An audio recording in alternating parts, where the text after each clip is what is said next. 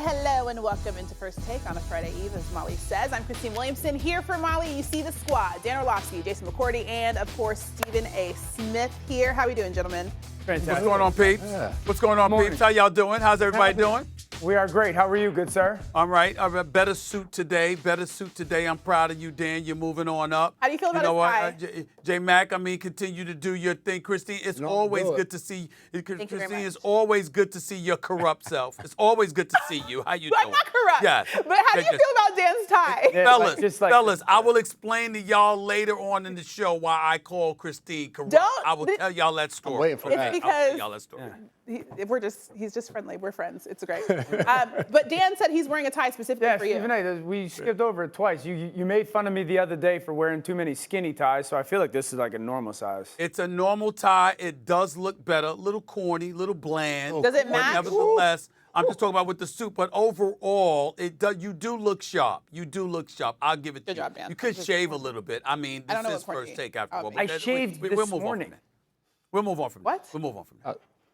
I don't know about that. All right, let's start things off, shall we? Starting with a little Thursday night football. The Patriots are visiting the Jets tonight. It's Gang Green's third game in 11 days after starting the season with back-to-back road matchups. The most recent, a 24-17 win in Tennessee. Now, after so much anticipation, Aaron Rodgers' first full 2 games with the Jets have been somewhat underwhelming. His total QBR ranks 18th across the NFL while averaging less than 7 yards per attempt and completing only 61% of his passes. Yesterday, SA said that Rodgers has to be more than a game manager. Chris Canty had some thoughts this morning. Take a listen.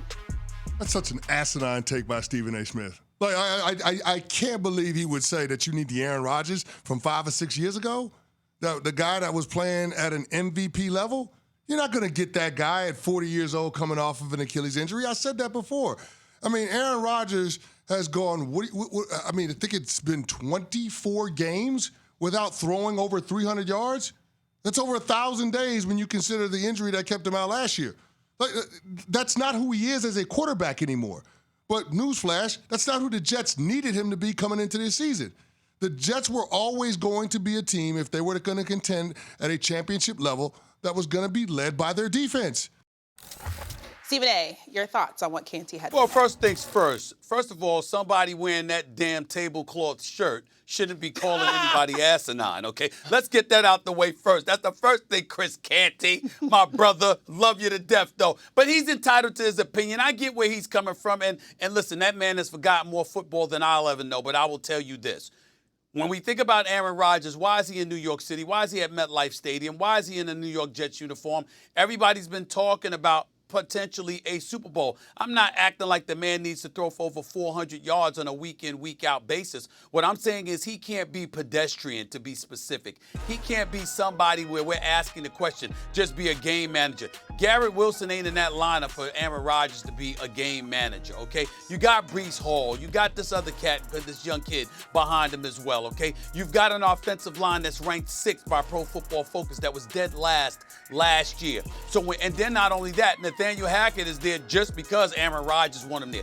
This man has been handed the franchise. And because he's been handed the franchise, there are expectations that come with that. Him being relatively pedestrian and normal and subpar or decent ain't going to cut it. Not when you look at the powers that be in the AFC. Not when you look at Buffalo. Not when you look at Baltimore and Cincinnati, even though both of them are 0-2. We don't expect that to last. Not when you look at the Houston Texans. Not when you look at the Kansas City Chiefs. When you look at the issues, at the powers that be within the AFC, in order for the Jets to be what we expect or what we hope they will be, Aaron Rodgers is going to have to be more than he's been in recent memory. That was my point. I'm so sorry that Mr. Tablecloth himself, Chris Canty, finds that to be asinine.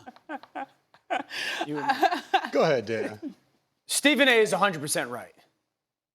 Now, there is context to this, but he's 100% right with how Rodgers is expected to play. Everybody in the AFC has their quarterback, more so because of Patrick Mahomes. Do we have a human being that we think that if they play well can beat Patrick Mahomes if Patrick Mahomes is playing well?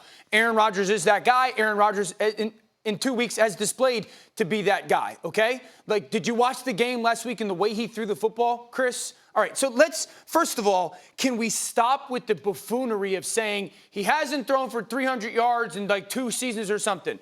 1, last year he didn't play. 2, the year before, I think it was the 4th week of the season, he broke his thumb. Not many quarterbacks are going to throw for 300 yards. Week 5, sorry.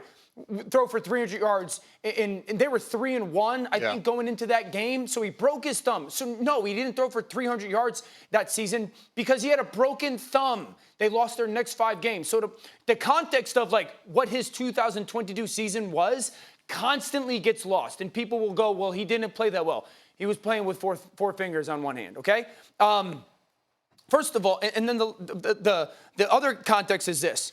In his first 2 games this year, which is his first time playing in a full season, he's got 3 touchdowns and a pick. His passer rating's at 92. They're scoring like 22 points a game, and Mike Williams isn't even healthy yet. This offense is going to be plenty good for them to play and beat anybody in their conference. The offensive line is protecting him. He's making some remarkable throws. I'll go back and say the 3rd-and-1 throw that he threw, that throw was freaking ridiculous. Seal the game or win the game is flawless vintage Aaron Rodgers. So, yes, he's going to have moments of MVP type of performance. That's exactly what he was brought there to do. I just don't know if this Jets team is going to be okay with just that. I've heard it said before from a head coach in the NFL, you need your quarterback to be special somewhere 3 to 5 times in a game and just have consistent offense. But when I look at this Jets team, yes, they beat the Tennessee Titans. But when you look at it, the Titans had a pump block. Will Levis fumbled the ball away, and then he threw an interception. They've capitalized on bad football that the Titans put forward. That's why their head coach, Callahan, is going nuts on the sideline because he knew they threw away an opportunity. I don't know that this Jets offense, beyond just Rodgers, because to your point, Dan, we've seen Rodgers make throws where we're like, my goodness, this is the Rodgers we know. But when we look at their offense in totality, it wasn't until they went full empty in that game against the Titans, and now Rodgers is able to look at the defense, pick them apart, and find their best matchup. I look at their game tonight. New England understands that, and I think they're going to match up well with the Jets. They're going to put their best corner, Christian Gonzalez, on Garrett Wilson. They're probably going to put a safety on Breece Hall when he's not in the backfield and not allow a linebacker to go one-on-one. I don't think there's anybody else on the field for the Jets that's going to win their matchup. I don't think Allen Lazard is getting open with a good defender on him. I don't think Mike Williams at this point is doing that at all either. So I don't know that they have the firepower necessary to get to that level where Rodgers once was. Well, a couple of things. That's a very, very sound argument on your part because, again, you're talking about the personnel surrounding Aaron Rodgers as opposed to Aaron Rodgers, which is what Chris Canty tried to do. So at least you could have done J Mac and say, yo, man, I agree with my man Stephen A. I think 60 was a little bit hard. You could have done that, okay? But I understand you're a bit contaminated a little bit, even though you're doing a fantastic job. Happy to have you on board. You're a little contaminated right now because your tie is too damn similar to Dan Orlovsky. Y'all don't need to be similar in any regard. We'll talk about that at another time. Well, at the end of the day, everybody in the ESPN family except Stephen A. I feel you on that. I feel you on that. That's a good point. That's a damn good point. That's a damn good point. Okay, now let me get to you though. But here's the deal, man. You got an offensive line that isn't trash anymore.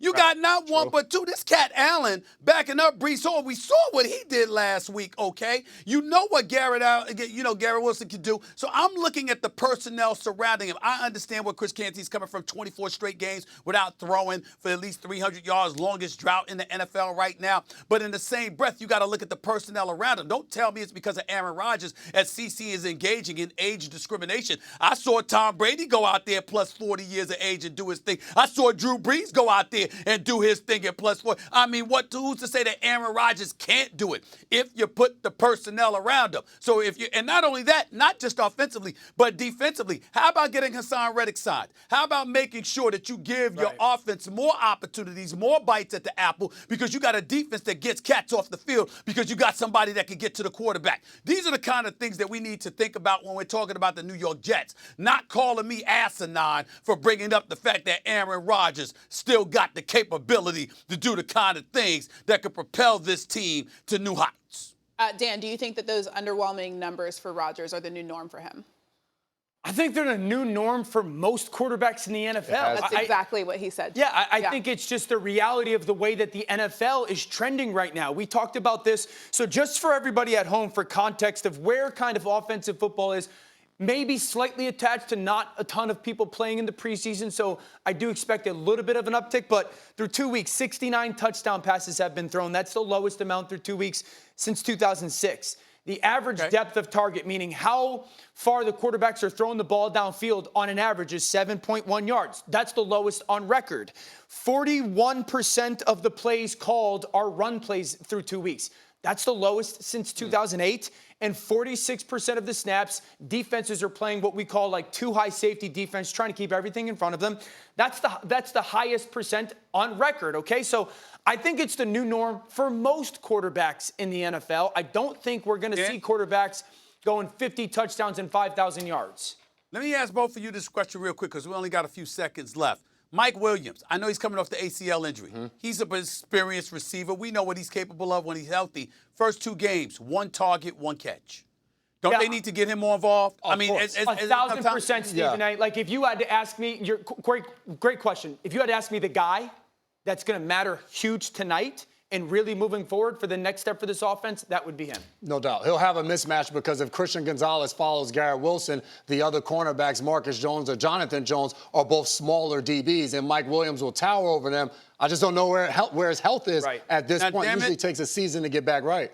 Now, damn it, this is First Take and what First Take is supposed to be. We start off the show with me being insulted. Dan Orlovsky turns around and agrees with me. J-Mac ultimately sides with me as well. And we've humbled Mr. Tablecloth, Chris Canty himself.